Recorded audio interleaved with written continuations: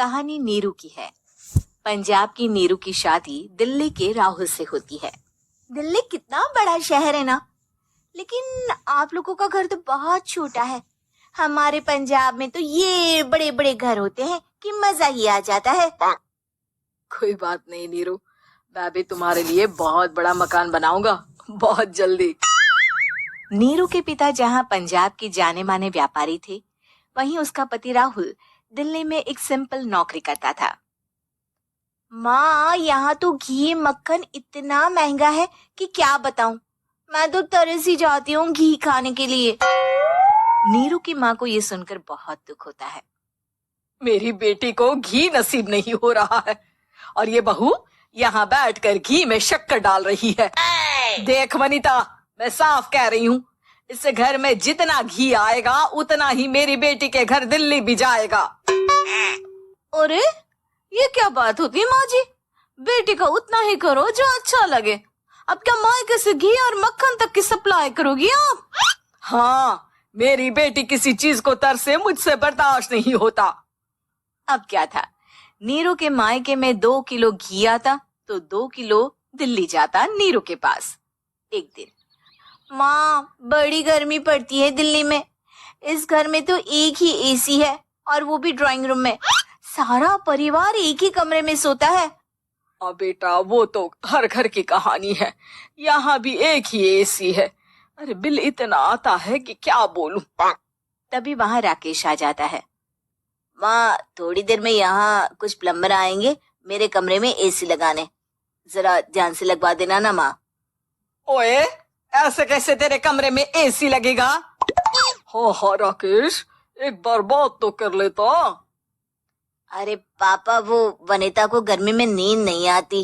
Drawing room में सबके साथ सोने में वो अनकंफर्टेबल है, इसलिए। अरे पूरे परिवार के साथ वहाँ तेरी बहन नीरू भी तो सोती है, वो नहीं हो रही क्या अनकंफर्टेबल? समझ रहा है ना? अगर एसी लगेगा तो एक दिल्ली में तेरी बहन के कमरे में भी लगेगा, तभी तू लगा सकेगा। राकेश वनिता को सारी बात बताता है। वनिता करती भी क्या, मन मारकर बैठ जाती है। माँ, ये लोग ठीक नहीं है, क्या करूं मैं? अरे बेटी, यहाँ आ जा, तू यहाँ आकर रह ले। अरे छोड़ दे ऐसे पति को। कैसे छोड़ दूं माँ? समाज क्या कहेगा, लोग क्या कहेंगे? वैसे भी मेरा एक बेटा है मयंक। अरे हटा बेटा, तेरी उम्र ही क्या है, इतनी परेशान रहेगी तो काम कैसे चलेगा।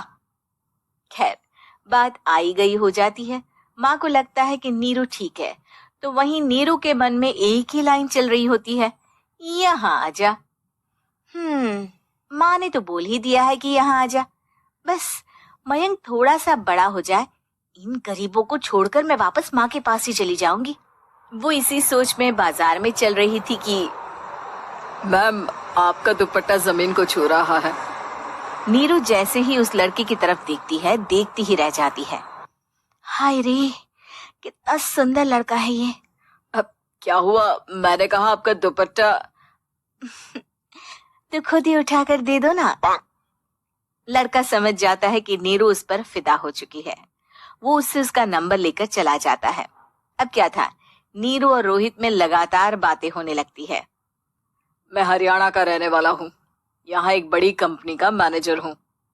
अच्छा, और कितने बच्चे हैं तुम्हारे? बच्चे?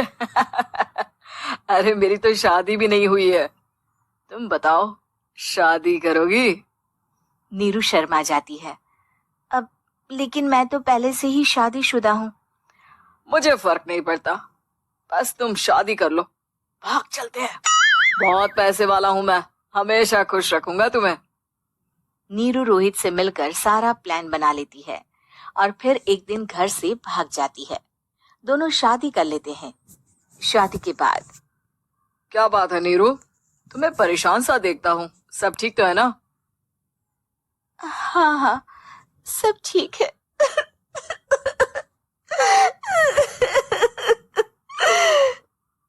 ये कहते कहते ही वो रोने लगती है। अरे क्या हो गया, रो क्यों रही हो? मैंने तुमसे एक बात छुपाई है। और वही बात अब मुझे परेशान कर रही है। रोहित, मेरा एक बेटा भी है, उसका नाम मयंक है। क्या बात कर रही हो?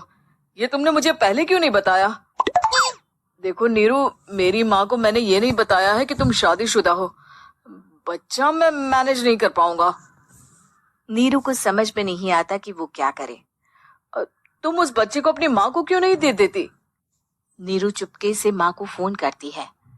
माँ, क्या मयंक को तुम रख सकती हो? बेटा, मैं राकेश के साथ बात करती हूँ। आखिर घर का बेटा वही है, जो वो बोलेगा। वैसे भी बेटा, तूने जो किया है ना, उसके बाद से पूरा घर तेरी बुराई कर रहा है। मैं भी अब किसी से तेरे लिए लड़ नहीं सकती। राकेश बेटा, नीरू ने तो जो किया बहुत ही बुरा किया, लेकिन मैं सोच रही थी कि क्यों ना मयंक को हम यहाँ ले आए। तभी वनीता बोल पड़ती है। वाह जी, ऐसे कैसे यहाँ ले आए? यहाँ क्या भंडारा भरा है? और जिस बच्चे की माँ ने नहीं सोचा, उसके लिए हम क्यों सोचे? नीरू को एक बार तो अपने बच्चे के बारे में सोचना चाहिए था ना। अरे लेकिन तेरे पास भी तो लड़का नहीं है ना वनीता। माँ, वनीता ठीक बोल रही है। कल को वो बड़ा होकर इसी घर का हिस्सा मांगेगा तो हम क्या करेंगे? माँ कहती भी तो क्या, वो चुप रह जाती है। वहीं नीरू का पहला पति कहता है। माँ, अगर आज भी वो वापस आ जाए तो मैं उसे माफ कर दूंगा। बेटा, गरीबी चीज ही ऐसी है, क्या करेगा? तू तो अब मयंक का सोच। वो बेचारा तो बिना माँ का हो गया। मयंक के खातिर तू दूसरी शादी कर ले बेटा। लोगों के लाख समझाने के बाद नीरू के पहले पति की शादी रिद्धि से हो जाती है, जिसके पहले पति से 2 बच्चे होते हैं। देखो जी, मैंने शादी सिर्फ बच्चे के खातिर की है। मैंने भी शादी सिर्फ बच्चों के खातिर की है। वहीं नीरू के दूसरे पति के मन में ये बात घर कर जाती है कि नीरू एक मासूम बच्चे को उसके खातिर छोड़ कर आई है। अब देखो नीरू, मुझे लगता है कि जो औरत अपनी कोख का बच्चा छोड़ सकती है, वो तो कुछ भी कर सकती है। कल को तुम्हें मुझसे अच्छा कोई मिल गया तो तुम तो मुझे भी बाय बाय कर दोगी ना। नीरू को अब उसका दूसरा पति ताने देना शुरू कर देता है। तंग आकर नीरू उसकी यहाँ से भागकर अपने पहले पति के पास चली जाती है। लेकिन ससुराल में क्या लेने आई है नीरू, मयंक को? नहीं सासू माँ, मुझसे गलती हो गई, मुझे माफ कर दीजिए। नीरू, अब वक्त खत्म हो गया है, मेरी शादी हो चुकी है। तो छोड़ दो ना उसे, हमारा बच्चा है। मैं आपको अपनी माँ नहीं मानता, मेरी नहीं मान तो बात अच्छी है। नीरू मयंक की बात सुनकर समझ जाती है कि उसके पास अब ना आसमान रहा ना ही जमीन।